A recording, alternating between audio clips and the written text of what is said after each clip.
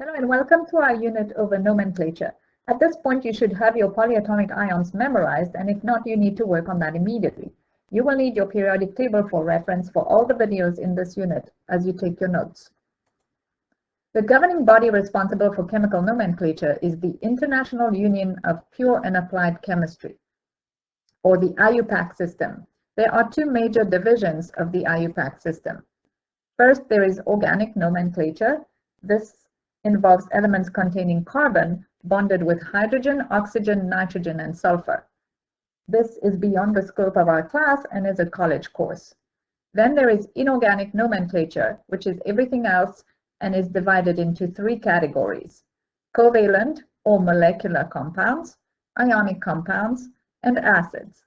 To name and write formulas for chemical compounds, you must be able to classify elements first. You have already learned that in our periodic table unit. The metalloids are the purple elements over here. The non-metals are to the right in green, and the metals is everything else in yellow.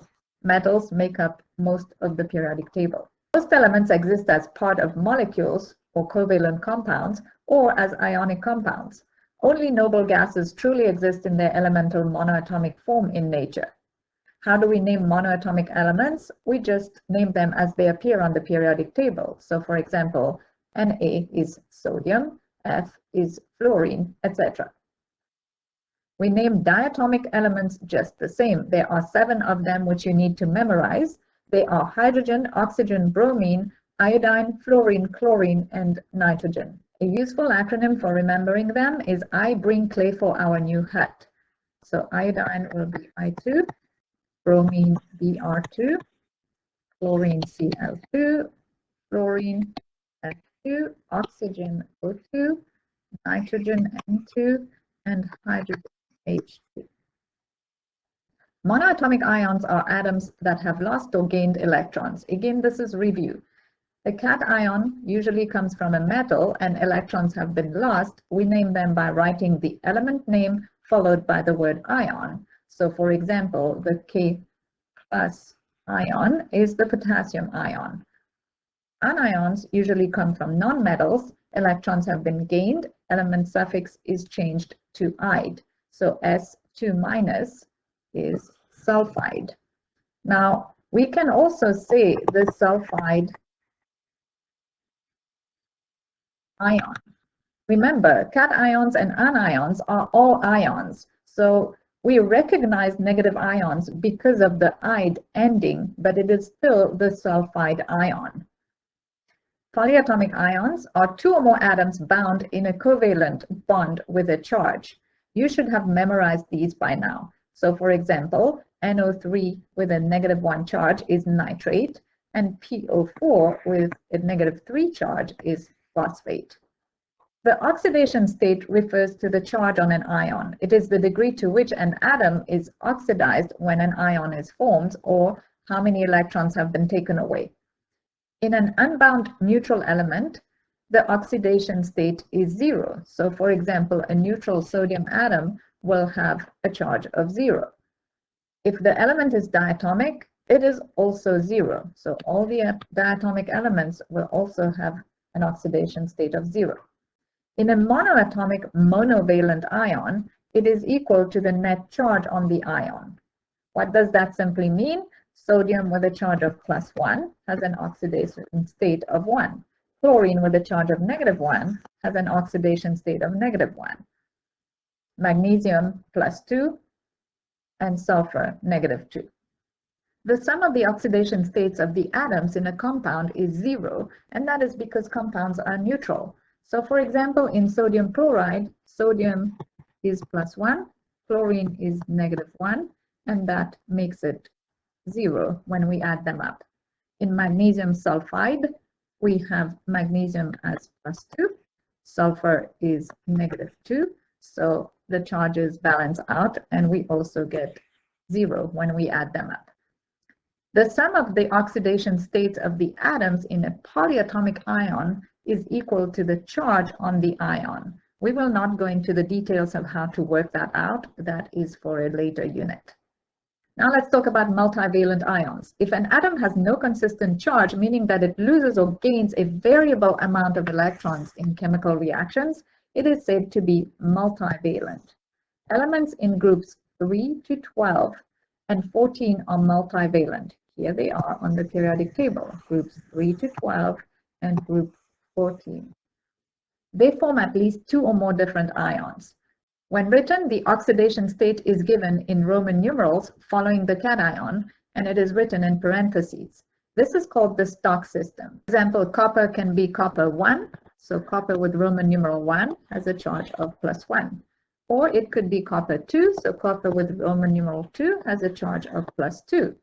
Lead could be lead 2 or lead 4, so lead 2 will have a charge of +2, and lead 4 will have a charge of +4. So the Roman numeral tells you the oxidation state or charge. Let's recap the charges or oxidation states of elements on the periodic table. First, let's look at monovalent ions. The metallic elements in groups 1, 2, and 13 are monovalent, which means that they form only one type of ion. They form positive ions or cations. So elements in group 1 will always form ions with a charge of +1, with the exception of hydrogen. Remember, hydrogen can be H plus or H minus for the hydride ion.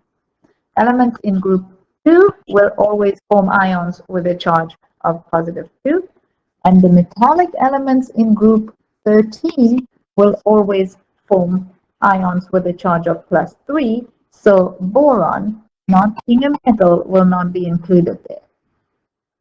Then the nonmetals in groups 15, 16, and 17 are also monovalent, but they form negative ions or anions.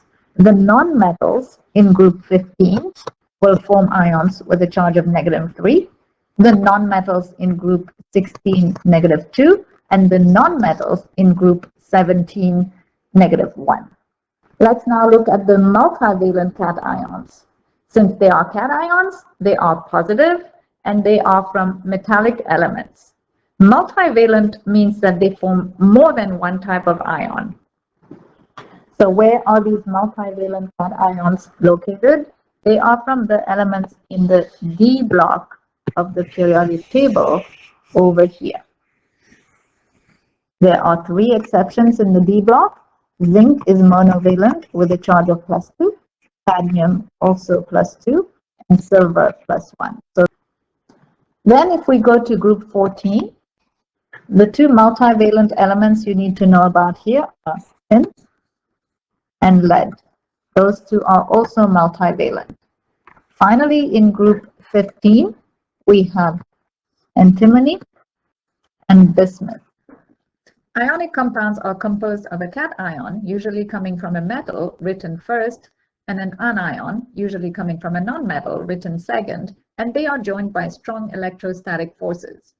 Either ion could be replaced with a polyatomic ion, and they form 3D crystal lattices, as shown in the picture over here. Some examples would be sodium chloride, where we see the metal ion is sodium, and the nonmetal ion is chlorine. Then here we have aluminum sulfite. So we have a metal cation, and the anion has been replaced by a polyatomic ion. Compounds can be classified as binary when they consist of 2 different elements, such as sodium chloride, we have sodium and chlorine. Aluminum oxide, we have aluminum and oxygen. Sulfur hexabromide, we have sulfur and bromine. Then we have ternary compounds, which consist of 3 different elements. As in all these examples, there are 3 different elements involved. Finally, we have quaternary compounds, which consist of 4 different elements. Ternary and quaternary compounds will usually have a polyatomic ions involved in the compound. In this class, we will deal mostly with binary and ternary compounds, but we will also see some quaternary compounds. Molecular or covalent compounds are composed of non-metal atoms, only non-metals, joined by covalent bonds. The combined attraction of the atomic nuclei for each other's electrons attracts the atoms to each other in a shared bond. Covalent bonds share electrons. Metalloids may also be present in molecular compounds. So when you're forming molecular or covalent compounds, we are talking about the elements in this region, the purple and the greens only. So we can see some examples over here, and if you notice, there are no metals involved in any of those compounds. Acids are composed of a hydrogen ion or several hydrogen ions covalently bonded to either a monoatomic anion or a polyatomic anion.